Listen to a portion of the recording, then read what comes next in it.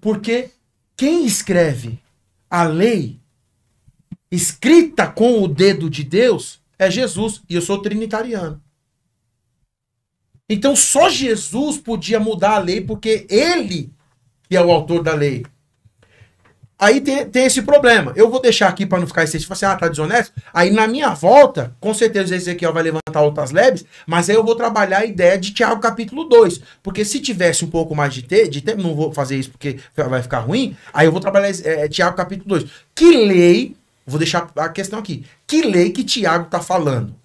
Toda lei. A qual lei? Por quê? Porque nós temos mania, e essa fala do Ezequiel induz a isso, dizendo que tudo que se fala de lei está falando sobre a ideia de 10 mandamentos. E lei não se refere a 10 mandamentos.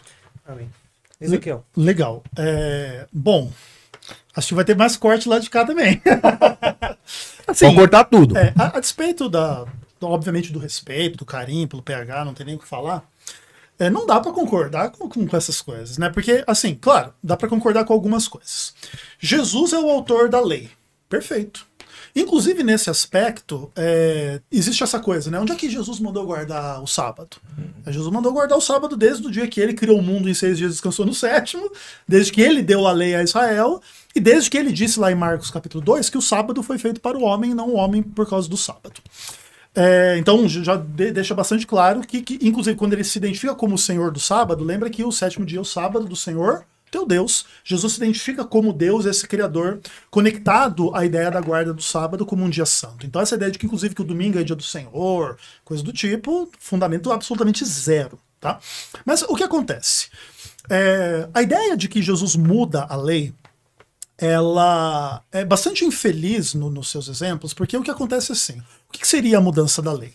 Os 10 mandamentos diz não matarás. E agora eu estou dizendo, pode matar, desde que você não se ire, não chame ninguém de raca ou faça XYZ coisa.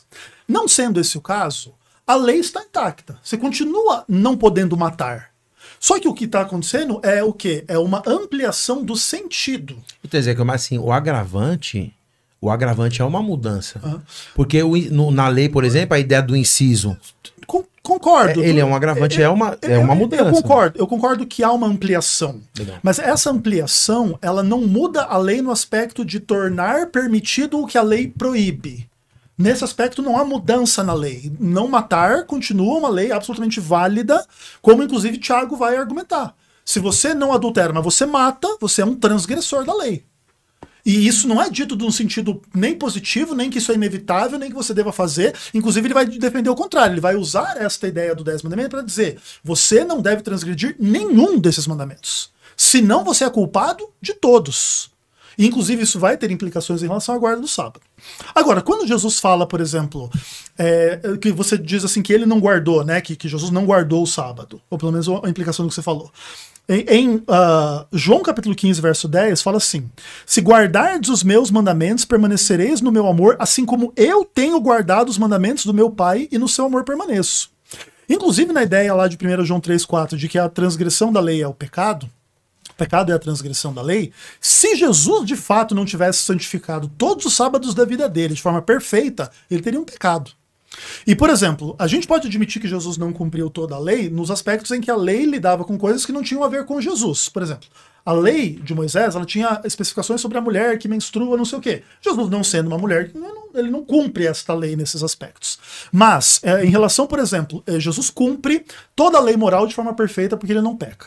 Jesus cumpre em si a lei cerimonial, inclusive demonstrando que todos aqueles rituais de sacrifícios e derramamento de sangue no santuário terrestre implicavam ele como o Cordeiro de Deus que tira o pecado do mundo. E nesse aspecto, Jesus não pode ser acusado de qualquer pecado. Tanto que ele morre e vence a morte. Coisa que não acontece com nenhum outro ser humano. Por quê? Porque Jesus é aquele sem pecado que morre livremente. E não porque merece morrer. E